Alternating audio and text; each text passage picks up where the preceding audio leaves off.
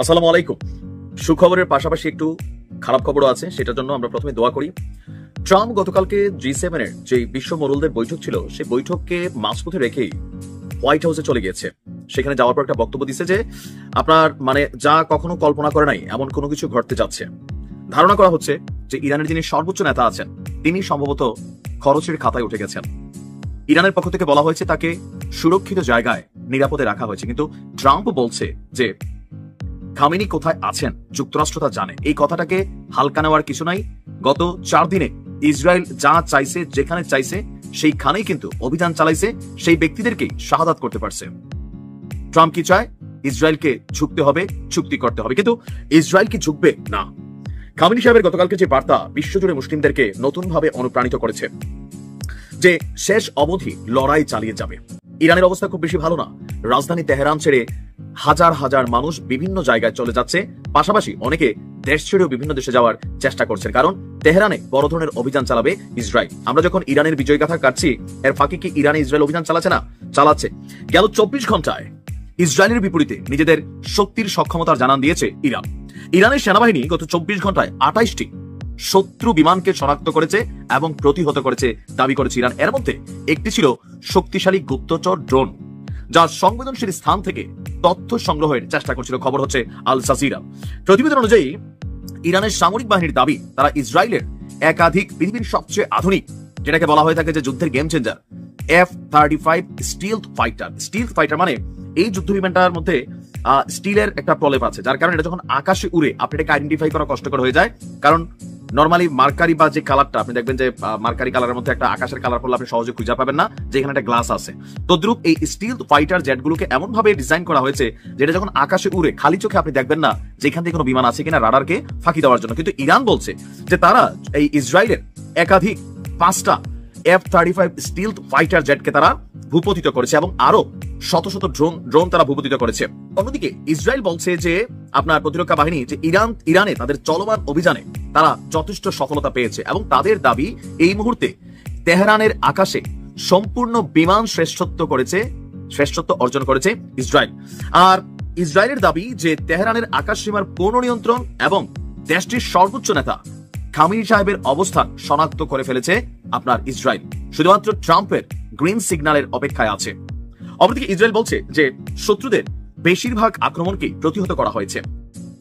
G7 এর যে বৈঠকটা, এই বৈঠক থেকে জার্মানির চ্যান্সেলরের বক্তব্য দেখছেন যে ইসরায়েল ওই নোংরা কাজটা করছে যেটা আমাদেরকে করতে হতো। বিষয়টা বুঝতে পারছেন যে ইরান একটা সন্ত্রাসী রাষ্ট্র, এখানে ইসরায়েল যা করতেছে যদি ইসরায়েল না করতো তাহলে তাদেরকে করতে হতো, সো ইসরায়েল ওই নোংরা কাজটা করতেছে। তার মানে বড় ধরনের একটা অভিযান কিন্তু তেহরানে চলবে। আর এই মুহূর্তে আমার মনে হয় তুরস্ক বলেন, রাশিয়া বলেন, চীন বলেন, গোপনে প্রকাশ্যে যেভাবেই হোক ইরানকে মেশিন দিয়া সহযোগিতা করতে হবে। মুখে মুখে কথাবার্তা, কূটনীতি। আমি আরবদের উপর আর ভরসা নাই।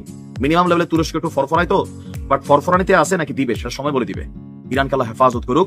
বিশ্বাস করেন বাস্তবে অ্যাকশনটা কত দূর যাবে সেটা আমি জানি না, এটা খোদা তাআলা জানে। তবে আমার কাছে নিউজগুলো আপনাদের কাছে পৌঁছাতে খুবই আনন্দ লাগে ভাই। ডায়লগ শুনলেই কলিজার শান্তি লাগে। রাপ্পা রাপ্পা খেলা হবে। আমার তুমি চোখ নিছো তো তোমারটা কি জায়গায় থাকবে নাকি থাকবে না? আমি বরাবর বলছি যে উইকেট সমান করতে হবে। ইরানের যেই সকল জায়গাগুলোতে অভিযান পরিচালনা করা হয়েছে ঠিক সেম টু সেম যদি ইরান জবাব দিতে পারে, ভবিষ্যতের জন্য একটা মাইল ফলক তৈরি হবে। আর যদি জবাবটা দিতে না পারে তাহলে ভবিষ্যতের জন্য ইরানের কপালে আরো শনি আছে। তবে আমি বিশ্বাস করেন ইরানরে 100-তে 1000 দেই। কেন? সমগ্র পশ্চিমা শক্তিটার বিরুদ্ধে একা লড়াই চালিয়ে যাচ্ছে, একদম একা। কিছুটা সাপোর্ট রাশিয়া, চীন দিচ্ছে, বাট এগুলো দৃশ্যত না।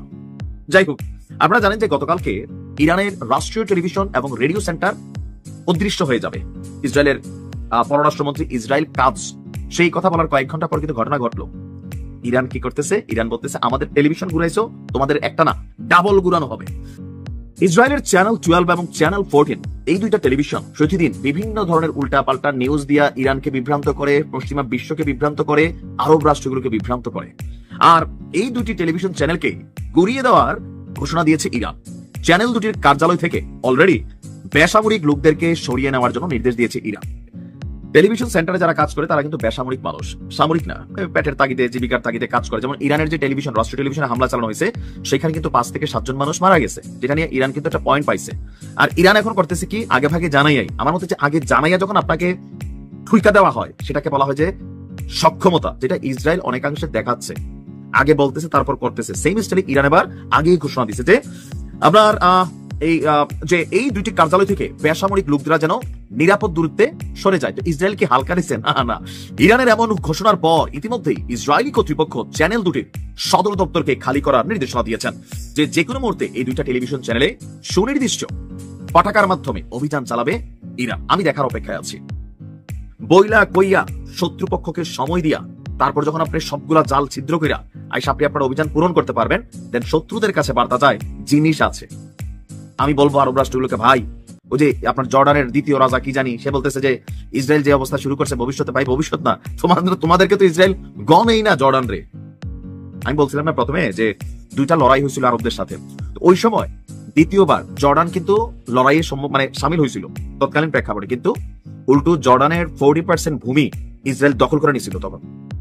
তো পরে ছাইরা দিছে কেন? এটা চুক্তি হয়েছে আমেরিকার মধ্যস্থতায়, যে জর্ডানের ভূমি ব্যবহার করিয়া ইসরায়েলে কেউ কখনো অভিযান চালাইতে পারবে না, জর্ডান এটা হইতে দেবেন এই চুক্তি। এখন দেখেন পরের টাকা দিয়া নিজেদের সেফটি তৈরি করে ফেলছে। সো জর্ডান এখন এই ধরনের কথা বলার জন্যই বলতেছে, কার্যত ইসরায়েল মোসরা দিলে ফিলিস্তিনের পরে প্রথম ভূমিটাই কিন্তু জর্ডানের, যেখানে নিজেদের ফৌজ তারা সেনাবাহিনী মোতায়েনও রাখছে, যে কোনো মোসরা দিয়ে নিয়ে আসবে। ঐক্য করা দরকার। কে করবে, কার মাধ্যমে করবে, কিভাবে করবে জানি না, তবে দরকার। যদি ইরান ব্যর্থ হয় সব শেষ হয়ে যাবে।